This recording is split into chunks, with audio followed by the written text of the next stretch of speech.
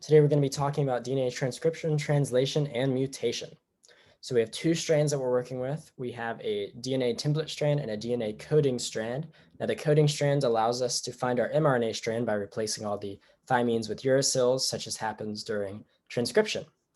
Now all these codons that I have highlighted here produce amino acids except for the red stop codon, which does not produce an amino acid. It simply stops the amino acid chain during translation.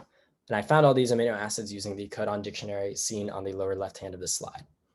This is our original amino acid product, unmutated. We will refer to this later on. I have also illustrated this process and this product with blocks stolen from my brother's collection.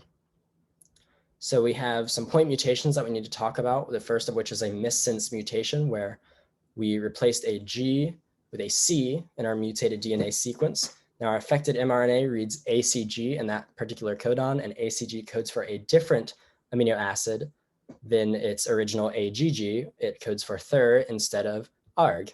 This is a missense mutation and is resulted from a transversion where a G went into a C. Now transversions, I should mention, are when pyrimidines go into turn into purines, or purines turn into pyrimidines. Transitions are when purines turn into purines or pyrimidines turn into pyrimidines. Here we have a nonsense mutation where we changed an A into a T on the second to last codon. TAG or AAG turned into UAG on the affected mRNA, which is an early stop codon. This results in the early halting of translation and stops this amino acid one codon early. This is a nonsense mutation resulted from a transversion.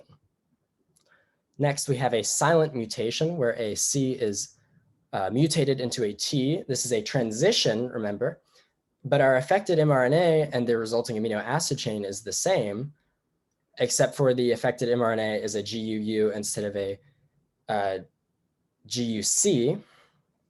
But the resulting amino acid chain is exactly the same because both GUU and GUC code for VOW. Now we have a read-through mutation where, again, point mutation, we replaced an A with a C, which is a transversion.